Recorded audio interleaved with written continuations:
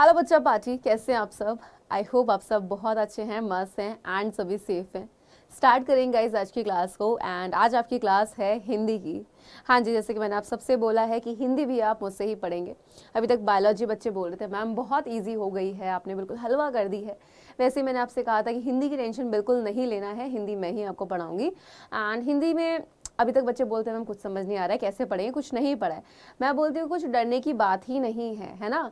Exam आते आते अभी तक आपको हम क्या कर रहे हैं, अगर मैं बात करूँ, आपको हर सब्जेक्ट की तैयारी हम लोग कराते आ रहे हैं और आगे कराएंगे भी बोर्ड एग्जाम तक अच्छे से। लेकिन यहाँ पे हिंदी जब आता है, हिंदी बच्चा पूरे साल नहीं पढ़ता है, हिंदी सिर्फ एग्जाम टाइम पे ही बच्चा अक्सर पढ़ता है। और उस टाइम उसको डर लगता है कि मैम अगर मैं हिंदी में फेल हो गया या मेरे हिंदी में मार्क्स कम आ गए, मुझे समझ नहीं आया, मैं एग्जाम में कुछ करके नहीं आया, तो इससे तो मेरे परसेंटेज में फ़र्क पड़ेगा। बिल्कुल पड़ेगा। आपके सब्जेक्ट होते हैं साइंस यानी विज्ञान, सामाजिक विज्ञान यानी सोशल साइंस, इंग्लिश हो गया आपका, मैथ्स हो गया, है ना, और प्लस हिंदी, और एक आपका छठा सब्जेक्ट आपका ऑप्शनल होता है जो आप लेते हैं, ड्राइंग या संस्कृत जो भी आप लेते हैं। तो हिंदी एक ऐसा सब्जेक्ट होता है कि जहाँ पे आप फेल हो जाते हैं तो आप सभी सब्जेक्ट्स में फेल माने जाते हैं। और बच्चों को लगता है कि मैम हिंदी तो कवर हो गई ही नहीं, बल्कि ऐसा नहीं है। हिंदी बहुत आसान तरीके से हो जाएगी। जैसे मैंने अभी कहा कि बायोलॉजी अभी आप बोलते थे कि मैम बहुत ही ईजी लगती है, बहुत हलवा बन गई है, वैसे ही हिंदी भी बन जाएगी। तो किसी टॉपिक की टेंशन लेने की नीड नहीं है। सारे जितने भी आपके टॉपिक्स हैं मैं आपको कवर करा दूंगी, समझा दूंगी बहुत अच्छे से। ठीक है, चलिए तो आज जो हम पढ़ने वाले हैं वो हम पढ़ने वाले हैं अलंकार को। बहुत ही इंपॉर्टेंट टॉपिक अगर मैं बात करूं आपके बोर्ड एग्जाम्स का। लगभग मैं किसी एक बोर्ड का नाम नहीं लूँगी, बहुत सारे बोर्ड्स ऐसे हैं जहाँ पे ये टॉपिक अक्सर आता ही, अक्सर क्या हर बार ही आता है। अब बात आती कि इसका टॉपिक जो है ये, इसके क्वेश्चंस कैसे पूछे जाते हैं, बच्चे यहाँ पे बहुत ज़्यादा कन्फ्यूज़ हो जाते हैं। तो जिस भी बोर्ड के बच्चे हैं एक चीज़ ध्यान से सुनिएगा, कुछ बोर्ड्स में ये जो अलंकार होता है पूछा जाता है परिभाषा के रूप में, यानी कि डेफिनेशन के फॉर्म में। कैसे कि अलंकार किसे कहते हैं, रूपक अथवा यमक अलंकार को उदाहरण सहित बताइए। या तो ये ऐसे आएगा, या कुछ बोर्ड्स में क्या होता है कि जैसे बिहार बोर्ड की मैं बात करती हूँ, वहाँ पे क्या होता है ऑब्जेक्टिव के फॉर्म में ये पूछा जाता है कि भाई ऑब्जेक्टिव आते हैं उनके, तो वहां पे दे दिया कोई एग्जांपल कि कनक कनकते सोगुनी मादकता अधिकाय, है ना, इस तरीके से कोई एग्जांपल दे दिया। एंड देन उन्होंने क्या किया, वहां पे 4 ऑप्शन दे दिया, पूछे कि अब बताओ यहाँ पे कौन सा अलंकार है। ठीक है, तो इस तरीके से क्वेश्चंस आते हैं एंड आपको सही करके आने हैं। और याद रखना हिंदी हमारा बहुत ही इंपॉर्टेंट सब्जेक्ट है। अब टाइम आ चुका है हिंदी को सही से पढ़ने का। तो जैसे आप सभी सब्जेक्ट की क्लासेस बहुत अच्छे से लेते हुए आ रहे हैं अब तक, वैसे ही आपको हिंदी की क्लास को भी बहुत अच्छे से लेना होगा। ठीक है, अगर क्लास आप सही तरीके से नहीं लोगे तो हिंदी में नंबर अगर एग्जाम में कम रहेंगे तो आपकी परसेंटेज से फर्क पड़ेगा, और परसेंटेज से फर्क पड़ेगा तो सिंपल सी बात है, नंबर कम है यानी कि अगर मैं बात करूं आपका स्टेट या आपका डिस्ट्रिक्ट टॉपर बनने का जो सपना है, कहीं ना कहीं आप उससे पीछे हो सकते हैं। तो अगर आपने सोचा टॉपर बनने का, तो एक नहीं दो नहीं, हर सब्जेक्ट पर आपकी कमांड होनी बहुत ज़्यादा ज़रूरी है। ठीक है, तो पढ़ते हैं, स्टार्ट करते हैं आज के टॉपिक को, अलंकार। चलिए, तो यहाँ से शुरू होता है ये कैसे। आप सभी शादियों में गए होंगे, है ना, जाते भी हो, तो स्पेशल लड़कियों को यहाँ से एक एग्जांपल लेते हैं। जैसे अब मैं बात करूँ, जब शादी में जाते हैं तो जितनी भी जैसे लेडीज़ वगैरह होती हैं, लड़कियाँ होती हैं, तो क्या करते हैं कि भाई ड्रेस तो पहन ली, आपने देखा होगा कि झुमके पहने होते हैं किसी ने, है ना, किसी ने भाई पूरा अच्छे तरीके से हार वार, है ना। अगर सोचो एक सिंपल लेडी है आपके सामने, उसने कुछ नहीं पहना है, गहने वहने झुमका कुछ भी नहीं है ना, अभी वो सुंदर लग रही है। लेकिन जब उसने थोड़े मैचिंग के झुमके पहने, कड़े पहने, है ना, गले में नेकलेस पहना, तो और ज़्यादा सुंदर लगने लगी। तो उस गहने ने, उस आभूषण ने किया क्या भाई, मैं आपसे पूछ रही हूँ, क्या किया, बताओ क्या किया। यानी कि हम कह सकते हैं कि उसकी सुंदरता को बढ़ा दिया, है ना। तो अलंकार क्या करते हैं, अलंकार, अब यहाँ पे हम ये नहीं कह सकते कि भाई अच्छा क्या वो भी किसी इंसान की खूबसूरती बढ़ा देता है, नहीं। वो आप कहते हैं ना कि तारीफ, कोई आपकी तारीफ कर रहा था, आपको बहुत अच्छा लगता है ना, तो तारीफ में जो शब्द होते हैं वो बहुत ज़्यादा इंपॉर्टेंट रोल प्ले करते हैं, है ना, कि आप कैसे शब्द का इस्तेमाल कर रहे हैं। तो याद रखिएगा वो जो शब्द हैं जो आपकी यानी कि जो तारीफ को जिसने बढ़ा दिया, है ना, जैसे वो गहनों ने उस लेडी की सुंदरता को बढ़ा दिया, वैसे ही अलंकार क्या करते हैं, कोई लाइन है, कोई शब्द है, कोई भी वर्ड है, उसकी सुंदरता को, सुंदरता क्या, उसका एक आप कह सकते हो कि भाई यानी कि जैसे लेडी की सुंदरता बढ़ी, वैसे ही एक लाइन जो है वो जब लाइन कही गई उसको बोलने का तरीका यानी कि उसकी सुंदरता को उसने बढ़ा दिया। तो अलंकार क्या है चलिए जानते हैं। तो यहाँ पे बहुत ध्यान से देखें, काव्य, काव्य क्या होती हैं? अक्सर जब आप कोई भी, जैसे हम बात करें कोई भी पोएम वगैरह जो पढ़ते हैं वो काव्य में आते हैं, कविता वगैरह जितनी भी होती हैं, ठीक है। तो यहीं पे अगर मैं आपसे बात कर रही हूँ किसकी, काव्यों की सुंदरता की, मैंने एग्जाम्पल दिया था अभी लेडी का, मैंने क्या बोला, गहनों ने उसकी सुंदरता बढ़ा दी। वैसे ही ये जो काव्य होती हैं, जो पोएम होती हैं, इसमें चाहे हम कोई शब्द इस्तेमाल कर रहे हैं, कोई हम इसमें वर्ण इस्तेमाल कर रहे हैं, वर्ण क्या होते हैं भाई, आपके जो आ से अनार वगैरह ये सब हो गए, है ना, उनके वो क्या कर रहे हैं, वो शब्द उस पोएम की, है ना, क्या कर रहे हैं, उस सुंदरता को बढ़ा दिया उसने, बस वही अलंकार है। कोई डिफिकल्टी है यहाँ पे, लगा कुछ डिफिकल्ट, समझ आ गया इजी तरीके से? चलिए अभी समझेंगे डेफिनेशन एग्जाम में किस तरीके से आती है लिखने को, एंड क्या लिखकर आपको नंबर मिलेंगे वो भी मैं बताऊंगी। तो समझ आ गया? हाँ, कॉन्सेप्ट समझ आया?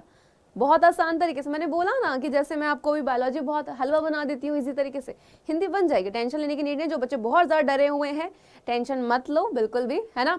एंड प्लीज़ क्लास को शेयर कर देना अपने ग्रुप्स में, ताकि जो बच्चे नहीं आए वो भी आ जाएं एंड वो भी पढ़ पाएं। चलिए, तो काव्यों की सुंदरता बढ़ाने वाले यंत्रों को ही हम अलंकार कह देते हैं। और आज की क्लास जो बच्चा देख रहा है, जिस तरीके से हम क्लास में पढ़ेंगे उन नोट्स को आप इजीली बना पाओगे। तो जो पॉइंट्स आपके सामने लिखोगे आप उनको नोट डाउन करके अपने नोट्स को कंप्लीट कर सकते हैं, ठीक है। प्लस पॉइंट ये है, एंड सेकेंड चीज़ ये है कि अलंकार वैसे तो अलग अलग तरीके से हैं, ठीक है, तो जो आपके कोर्स में है वही आपको पढ़ाए जाएंगे, क्लियर है। तो काव्यों की सुंदरता, काव्य क्या, जो कविता वगैरह होती हैं, तो जैसे उनकी कोई लाइन है, उसमें एक शब्द अच्छा से इस्तेमाल कर लिया, भाई उसने उसकी सुंदरता को, उसको बोलने के तरीके को, उसके अर्थ को, उस शब्द को बहुत प्यारा बना दिया। वही कहने की काव्य की सुंदरता बढ़ाने वाले यंत्रों को, और बढ़ाएंगे कौन, काव्य में क्या होते हैं, हिंदी के शब्द इस्तेमाल होते हैं बस, ठीक है। तो यंत्र कौन है यहाँ पे, वो जो शब्द हैं उनको अलंकार का है। जिस प्रकार मनुष्य अपनी सुंदरता बढ़ाने के लिए विभिन्न आभूषणों का क्या करते हैं, प्रयोग करते हैं, उसी तरह काव्यों की सुंदरता बढ़ाने के लिए अलंकारों का क्या किया जाता है, उपयोग किया जाता है। आपकी जो हिंदी की किताब होती है वहाँ पे जो काव्य वाला जब पार्ट आता है, आप देखते हैं पोयम, अगर वो पोयम में जो शब्द इस्तेमाल किए गए वो अच्छे ही नहीं है, अजीब से हैं, आपको कुछ समझ क्या अच्छी लगेगी, नहीं लगेगी। लेकिन वहीं पे ऐसे शब्द इस्तेमाल करें कि भाई सुंदरता बढ़ गई उस लाइन की, आपको बोलने में बड़ा मजा आ रहा है, तो क्या है, बढ़ गई सुंदरता उसकी काव्य की, ठीक है। यही अलंकार है। अब डेफिनेशन क्या लिख कर आनी है, परिभाषा अगर आ जाए तो अलंकार का जो मतलब होता है वो मतलब यानी कि इस अलंकार जो शब्द है इसका मतलब ही हो जाता है आभूषण, ठीक है। तो जिस प्रकार स्त्री की जो शोभा होती है वो आभूषण से, उसी प्रकार काव्य की शोभा अलंकार से होती है। तो यहाँ पे अलंकार को देखो कितने इजी तरीके से, कितने प्यारे तरीके से एक्सप्लेन किया गया है और आपको यूं समझ भी आ गया है। तो यहाँ पर या तो आप ये डेफिनेशन लिख लें, यानी कि भाई हम क्या कह सकते हैं, जो किसी वस्तु को अलंकृत करे, अलंकृत का मतलब और सुंदर बना दे, है ना, वो आपका अलंकार कहलाया जाता है। और इसको आप परिभाषा में लिखकर आएंगे, अगर आ जाता है बेटा एग्जाम में तो, ठीक है। तो परिभाषा आपको मिल चुकी है, समझ आ गया यहाँ तक, किसी को कोई दिक्कत जरा सी भी हो ही नहीं सकती, है ना। चलिए, अब अलंकार जो होते हैं इसके कुछ भेद होते हैं, यानी कि टाइप्स होते हैं। तो कौन कौन से टाइप होते हैं एंड कौन कौन से आपके कोर्स में है वही हम लोग पढ़ने वाले हैं। सबसे पहले यहाँ पे ध्यान से देखें अलंकार के भेद। अलंकार के कितने भेद होते हैं, वैसे तो कहीं पर आप लिखे हुए देखेंगे कि अलंकार के 3 भेद भी होते हैं, बट जो मेन होते हैं यानी कि अलंकार के मुख्यतः जो मेन है एंड जो आपके एग्जाम में ही पूछे जाने वाले हैं, हम यहाँ पे 2 बोलेंगे। मैं वापस बोल रही हूँ, काफी जगह आप 3 अलंकार लिखे हुए भी देखेंगे, लेकिन आपके कोर्स में जितने हैं और जो मेन अलंकार है जो अक्सर पूछा जाता है बोर्ड एग्जाम में, जो आपके सिलेबस में है, हम यहाँ पे इन 2 को ही पढ़ेंगे। तो अलंकार 2 प्रकार के होते हैं, शब्द अलंकार और अर्थ अलंकार, ठीक है। अब अलंकार क्या था, अलंकार तो भाई वो था जो क्या कर रहा था, उस काव्य की सुंदरता को बढ़ा रहा था। यानी कि अगर हम देखें शब्द अलंकार, शब्द का मतलब क्या होता है, यानी कोई वर्ड है, कोई शब्द है। अलंकार यानी कि भाई शब्द अलंकार क्या हो जाता है, यानी कोई तो वर्ड होगा जिसकी वजह से उस लाइन की सुंदरता बढ़ रही होगी। अर्थ अलंकार मतलब कोई शब्द है, उसका अर्थ अगर हम देख रहे हैं, ठीक है, और वो अर्थ निकलते ही उस लाइन की सुंदरता बन जाती है, अर्थ अलंकार। मैं पहले बोल रही हूं, याद रखिएगा, हमेशा कोई भी शब्द होता है उसी में उसका मतलब छुपा होता है, ठीक है, क्लियर है यहाँ पे, क्लियर है? तो यहाँ पे ये चीज अच्छे से क्लियर हो गई। अब जानते हैं शब्द अलंकार, और जहां पे जिसमें मैं बोल दूं कि ये अलंकार इंपॉर्टेंट एग्जाम के लिए, उसको बहुत अच्छे से आप लोगों को करके जाना है, ठीक है? तो देखो, जो मैंने अभी बोला कि भाई कुछ शब्द ऐसे होंगे जो उस लाइन को सुंदर बना देंगे, वो शब्द अलंकार। और आगे क्या है शब्द अलंकार का मतलब? क्या बोला है कि भाई शब्दों के माध्यम से, यानी कोई एक कविता की एक लाइन कही गई, कोई काव्य की एक पंक्ति है, और उसमें वो जो शब्द इस्तेमाल करे गए, उस शब्द ने उस लाइन को बहुत सुंदर बना दिया, बस। यानी कि शब्दों के माध्यम से जो काव्य को सजा दे, अलंकृत कर दे, उसको सुंदरता बना दे, उस लाइन का बहुत अच्छा मतलब बना दे, शब्द अलंकार, ठीक है? अब यदि, यानी कि हम क्या कहते हैं, यानी किसी काव्य में कोई विशेष शब्द रखने पर, ठीक है, उसका सौंदर्य आए, ठीक है, या फिर पर्यायवाची आप सबने पढ़े हैं, मैंने क्लास भी ली है, बहुत इंपॉर्टेंट, यानी कि जो भी आपके महत्वपूर्ण पर्यायवाची है उन सबकी, तो वो जो पर्यायवाची होते हैं, पर्यायवाची क्या होता है? जैसे जल है, मैंने बोला जल का पर्यायवाची क्या होता है, आपने बोला मैम पानी हो गया, नीर हो गया, है ना? अब एक काव्य लाइन थी, वहां पे ना जल जो शब्द था वो अच्छा तो नहीं लग रहा था, हमने नीर को रख के देखा, नीर का मतलब भी पानी है, तो क्या है नीर? पर्यायवाची है किसका? पानी का। उस शब्द को चेंज कर दी, वो और सुंदर हो गया यार, है ना? यानी कि जल नहीं, तो चलो इसको, यानी कि हमने वहां पे कोई शब्द है, अगर वो शब्द अच्छा नहीं लग रहा तो हमने क्या करा, उस शब्द को बदल दिया। यानी कि पर्यायवाची तो बहुत सारे होते हैं, तो जो सबसे सुंदर सा लगा या हमने उसको चेंज कर दिया, तो वो क्या हो गया?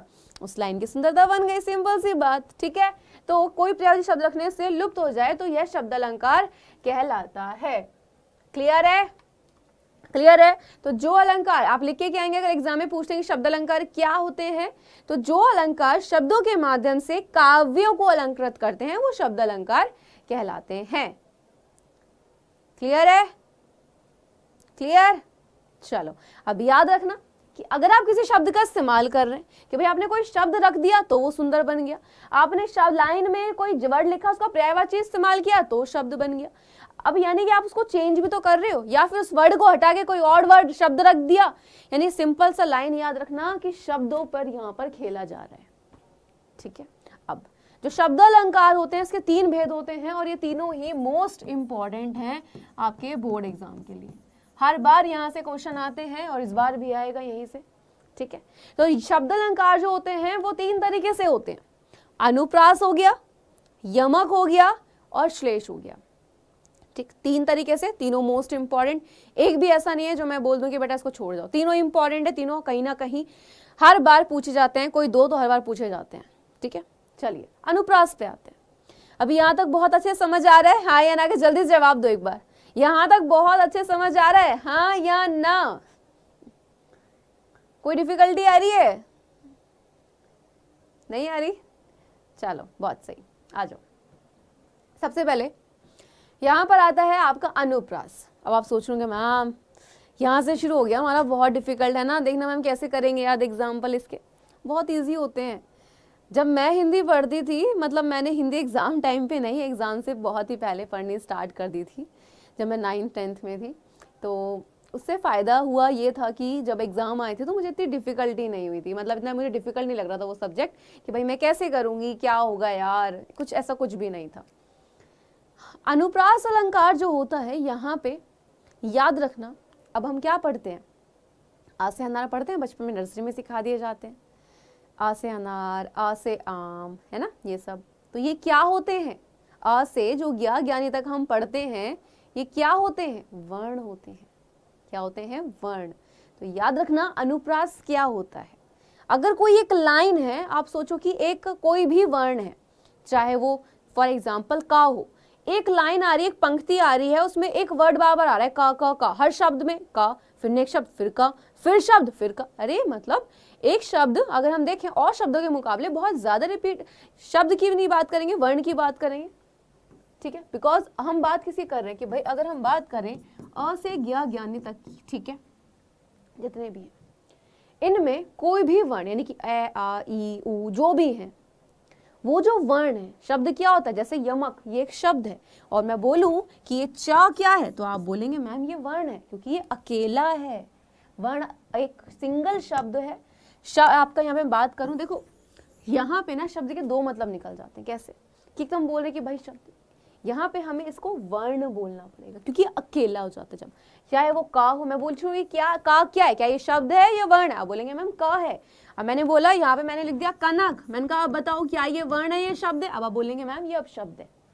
ठीक है, तो वर्ण क्या होता है, जैसे आपके क ख घ ये सब, और शब्द क्या होता है, कोई भी एक वहां पे उसको मतलब वर्णों को मिला के एक शब्द बना देना। ठीक है, तो अनुप्रास कहता क्या है कि कोई एक लाइन है काव्य की, और उस काव्य में वो जो एक लाइन है उसमें किसी वर्ण की जो आवृत्ति हुई है वो अनुप्रास है। आवृत्ति का मतलब क्या, उस वर्ण का बार बार दोहराना। जैसे फॉर एग्जांपल एक लाइन है, उस लाइन में बार बार आया प प प प, फिर आगे चाहे ये नहीं कि सिर्फ प ही आएगा, आगे चेंज हो रहा है, लेकिन अगर हम देखें उस पूरी लाइन को तो वो जो वर्ण है प वो बहुत बार आया है, हर शब्द के शुरू में है। ठीक है, वर्ण की आवृत्ति यानी कि इस वर्ण, आवृत्ति का मतलब क्या हो जाता है कि बार बार उस वर्ण का आना, अनुप्रास अलंकार। ठीक है, अब ध्यान से दें क्या एग्जाम्पल दिया गया, एग्जाम्पल देखते ही तुम्हें समझ आ जाएगा।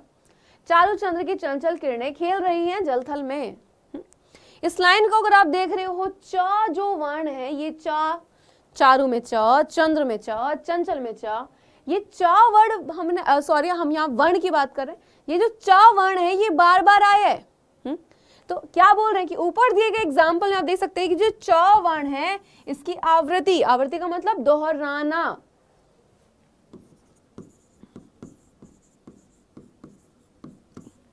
ठीक है, च वर्ण की जो आवृत्ति हुई है यानी कि भाई यहाँ पे ये जो च वर्ण है ये बार बार आया है।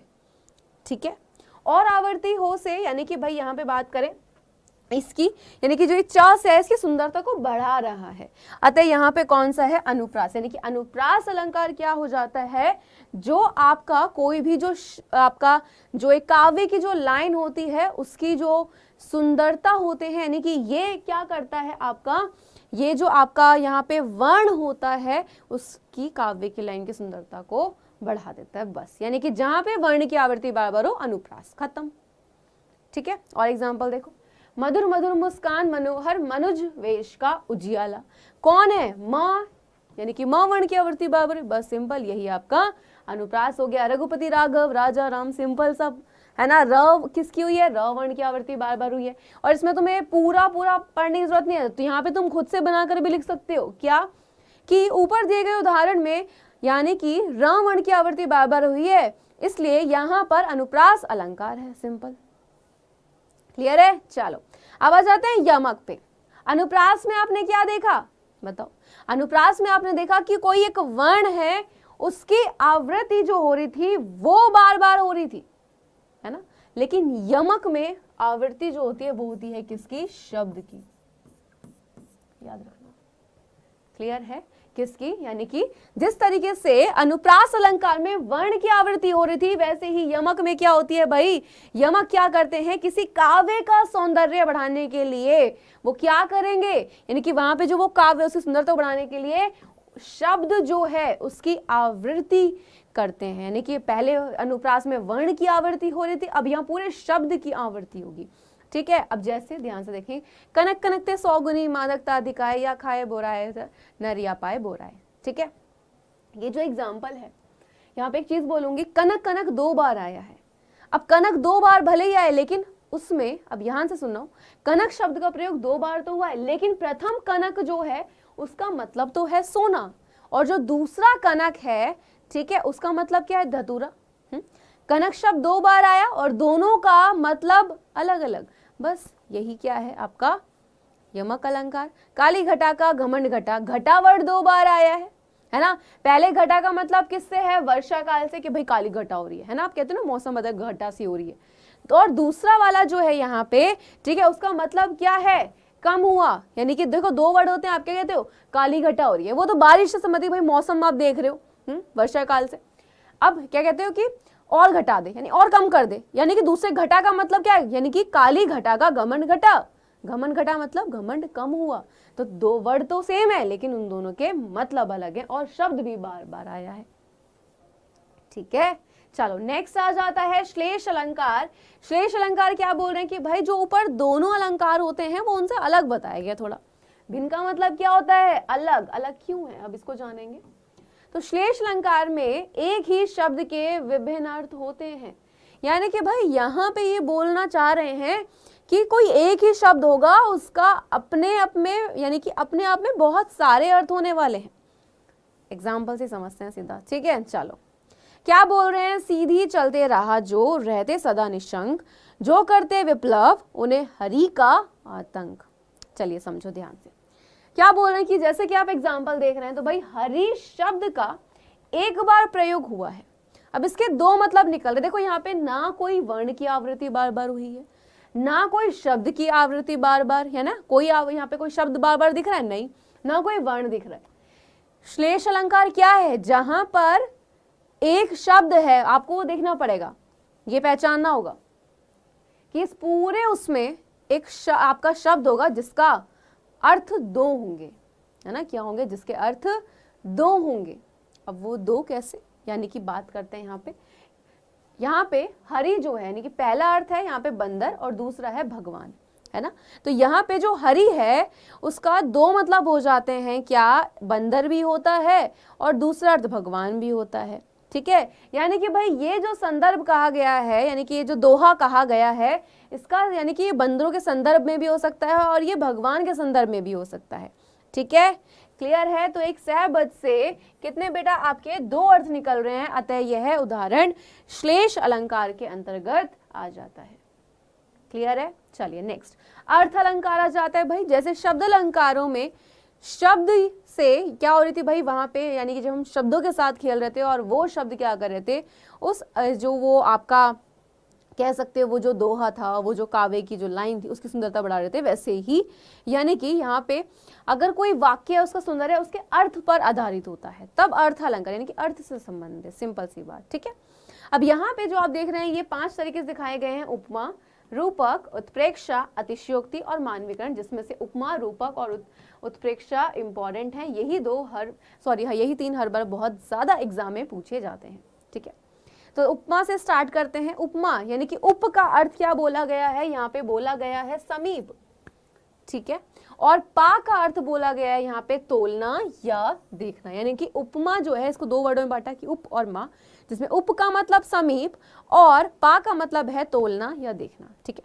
यानी कि यहाँ क्या करने वाले कि दो जो अलग अलग वस्तु हैं उनमें समानता दिखाई दी जाती है, ठीक है। क्या बोल रहे हैं कि दो अलग अलग चीजें हैं, उनमें क्या दिखाई जाती है, समानता दिखाई जाती है। जैसे अरे तू तो उसके जैसा लग रहा है ना, यानी कि दोनों चीजें अलग हैं लेकिन एक को बोला गया तुम तो उसके जैसे लग रहे हो, यानी समानता बताई कि भाई तुम तो उसके जैसे हो, तुम्हें तो समानता बताई ना आपने। तो क्या है यहाँ पे एग्जाम्पल, कर कमल सा कोमल है, यानी कि यहाँ पैरों को कमल के समान कोमल बताया गया है, अतः यहाँ उपमा अलंकार होगा, सिंपल, ठीक है। यानी कि क्या बोला कि दो हैं अलग अलग चीज, यहाँ पे दो विभिन्न वस्तु या दो कोई अलग चीज के बीच समानता बता देते हैं, ठीक। नेक्स्ट क्या है, पीपर पात सरिस मंडोला। अब यहाँ पे क्या है, आ जाओ एग्जांपल में देखते।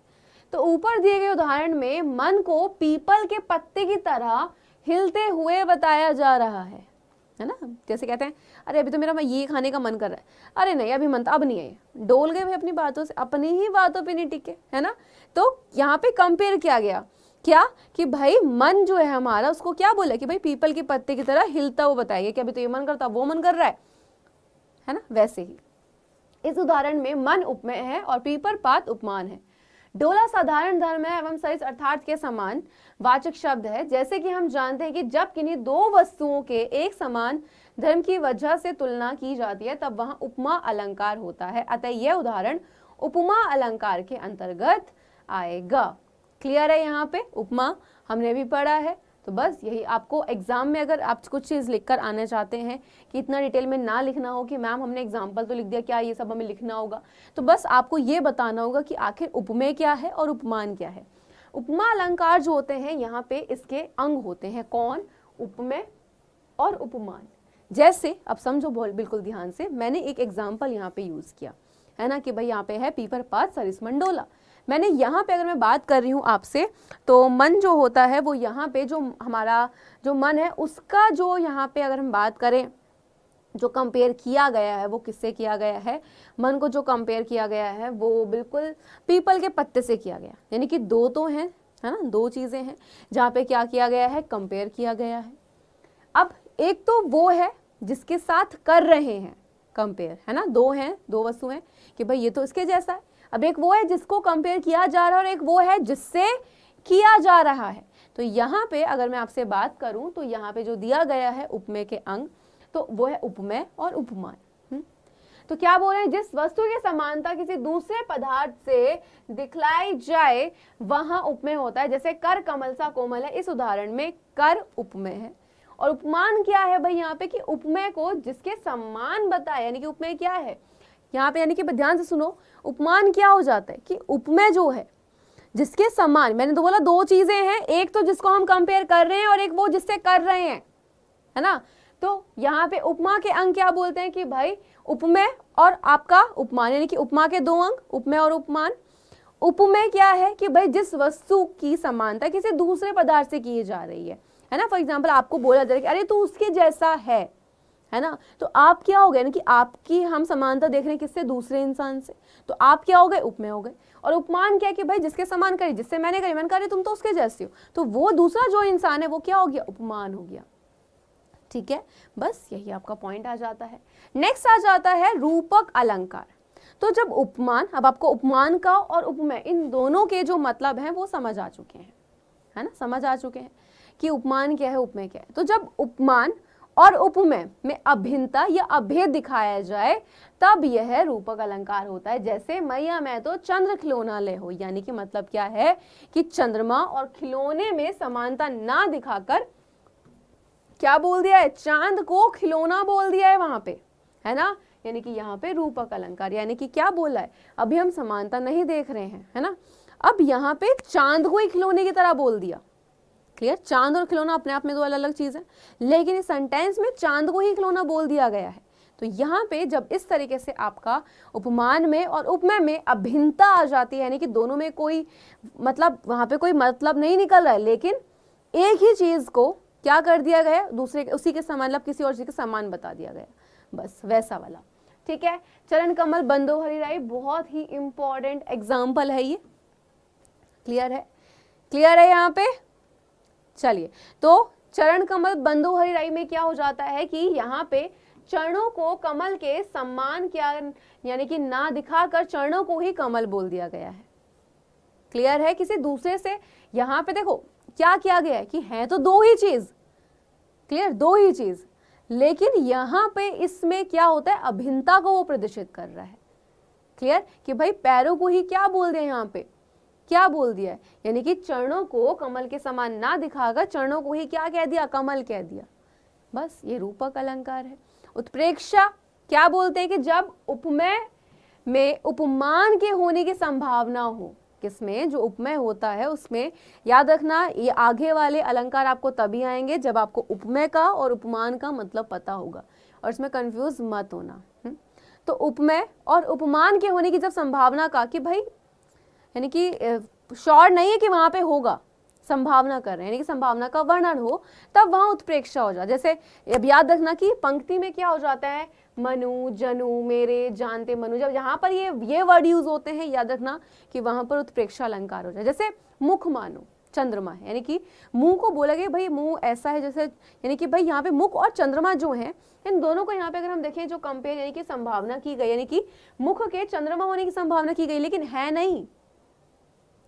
मानो वर्ड आया यहाँ पे कि भाई जो आपका एग्जाम्पल था कि मुख मानो चंद्रमा, कहाँ है, मैंने बोला कि ये जो शब्द है, यानी कि अगर कोई आपका कोई भी दोहा है, कोई भी लाइन है जहां पर आपको इस तरीके के शब्द दिखाई दे रहे हैं और अलंकार पूछे गए हैं, तो ध्यान रखिएगा, आपको पता होना चाहिए कि वो कहाँ पे कौन सा अलंकार आ जाता है, उत्प्रेक्षा अलंकार आ जाता है। तो मुख मानो चंद्रमा है, मुख को यहाँ पे संभावना की जाती है कि भाई ऐसे लग रहा है जैसे चांद, चंद्रमा, लेकिन नहीं है।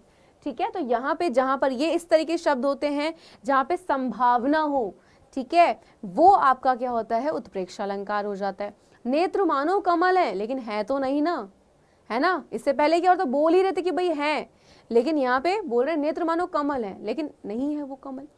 क्लियर, उपमेय में क्या है, कमल उपमान होने की कल्पना की जा रही है बस यहाँ पे। ठीक है, यानी कि संभावना आ जाती है। और देखो मानो शब्द का भी यहाँ पे क्या हुआ है, प्रयोग हुआ है। अब अगर हम बात करें वो जो वर्ड है मानो, जनु, जाहु, जितने भी शब्द दिखाए वो सब, ठीक है।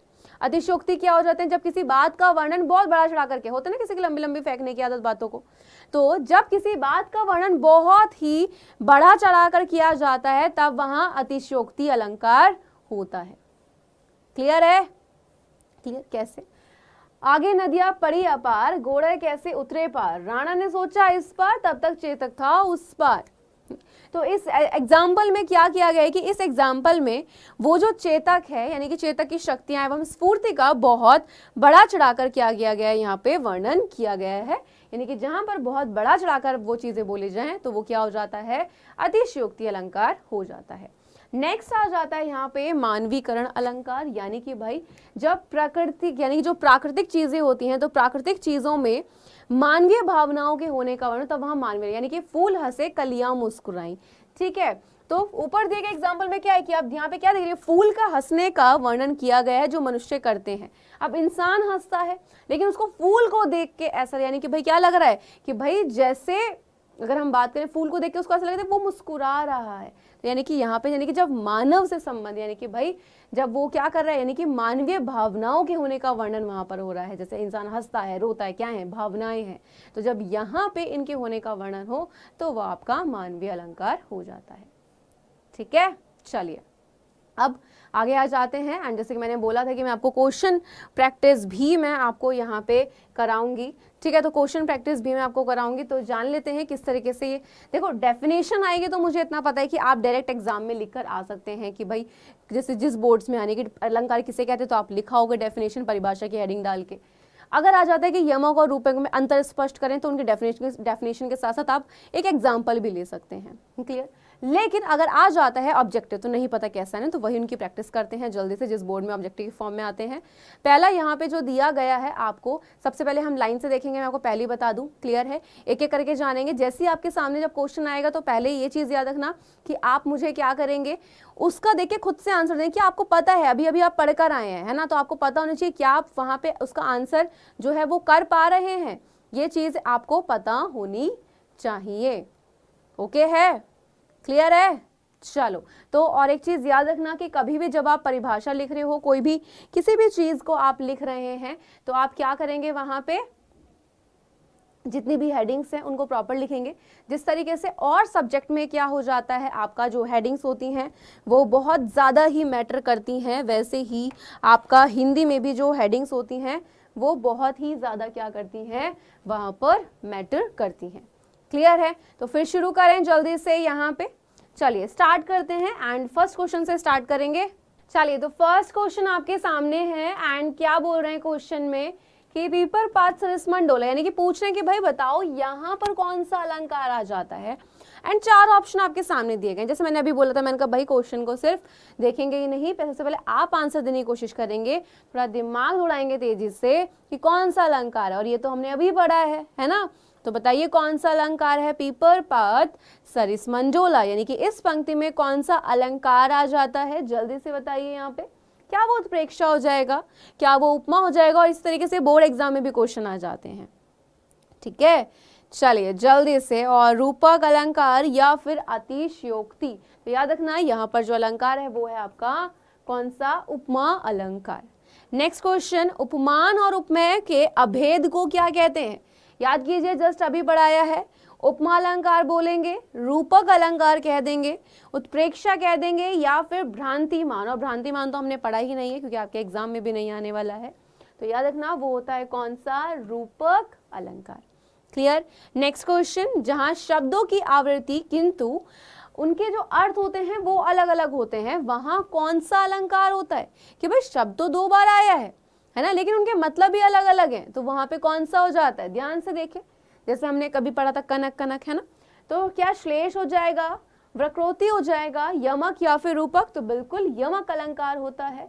आंसर ऑप्शन नंबर सी, यानी कि भाई शब्दों की आवृत्ति क्या हुई है, बार बार, यानी कि लेकिन उनके अर्थ अलग अलग हैं। नेक्स्ट, श्लेष अलंकार होता है किस में, क्या वो अर्थालंकार में आ जाता है, शब्द अलंकार में। जैसे मैंने आप सबसे बोला है कि उभय अलंकार भी एक होता है, लेकिन आपके कोर्स में नहीं है, तो यहाँ पे सी हो जाएगा, या फिर इनमें से कोई नहीं। टाइप्स में पढ़ा था तो श्लेष हमने कहाँ पढ़ा था, शब्द अलंकार में पढ़ा था बच्चा, answer option number A. Next, 3 बेर खाती सो वे 3 बेर खाती है, यानी कि इस पंक्ति में कौन सा अलंकार आपको लग रहा है कि यहाँ पर होगा, बताइए। अनुप्रास अलंकार होगा, क्लियर है, या फिर आपका यहाँ पर कौन सा वाला भाई, हाँ जी, श्लेष, यमक या फिर रूपक, कौन सा अलंकार होगा? बताइए बेटा जल्दी से, कौन सा अलंकार हो जाएगा?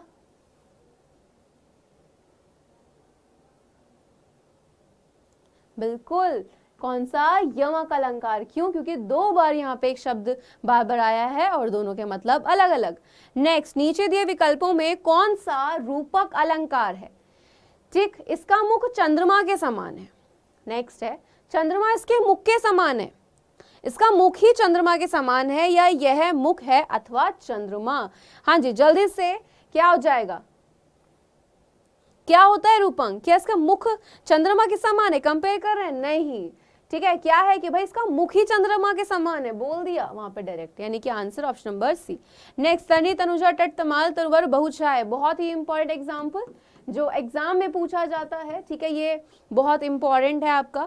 तो यहाँ पे कौन सा अलंकार है? नाम से ही पता लग रहा है, ध्यान से देखो, क्या बार पर रिपीट पर आ रखा है आपका?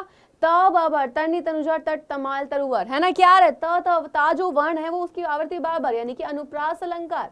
नेक्स्ट, चरण कमल बंदो रघुराई, कौन सा हो जाएगा? हाँ जी, कौन सा एग्जाम्पल आ जाता है यहाँ पे? जल्दी से बताइए, इस पंक्ति में पूछ रहे हैं कौन सा एग्जाम्पल है? बिल्कुल, कौन सा? रूपक अलंकार। ठीक, चरण को किसकी तरह? कमल की तरह बताया गया। नेक्स्ट, चारु चंद्र की चंचल किरणें, किसकी यहाँ पे, किसकी आवृत्ति बराबर हुई? वर्ण की, कौन सा? च, यानी कि आंसर ऑप्शन नंबर सी हो जाता है। क्लियर है? तो ये थे आपके अलंकार एंड हमने पढ़े हैं बहुत ही आसान तरीके से। तो जो भी अलंकार आप लोगों ने यहाँ पे पढ़ा है, याद रखना कि आपकी कॉपी में नोट डाउन होने चाहिए। डेफिनेशन जिस बोर्ड में पूछा जाता है आपको परिभाषा लिख कर आनी है। जहाँ पर ऑब्जेक्टिव आते हैं आपको इनके एग्जाम्पल्स का बहुत ज़्यादा ध्यान रखना है कि भाई ये एग्जाम्पल है, प्रैक्टिस करनी है कि अच्छा भाई यहाँ पे इसकी चीज़ की, अगर आपने इनको समझ लिया ना तो चाहे कितने भी एग्जाम्पल आपको दिखाए जाएं, आप देखते ही समझ जाएंगे भाई यहाँ पे ये वाला अलंकार है। तो जो शब्द हैं उन पे ध्यान देना है, ठीक है, इसके जो नियम है उन पे आपको ध्यान देना है कि भाई अच्छा यहाँ पे तो वर्ण की हुई है, यहाँ पे शब्द की हुई है और यहाँ पे आवर्ती किसी की नहीं, लेकिन एक शब्द के 2 मतलब जरूर निकल रहे हैं। तो इस तरीके से इनको याद रखना है और इजी तरीके से आप सारी चीज़ों को कवर कर पाएंगे। ठीक है, चलिए फिर मिलते हैं आपसे नेक्स्ट क्लास में एक न्यू टॉपिक के साथ। तब तक के लिए bye bye and take care.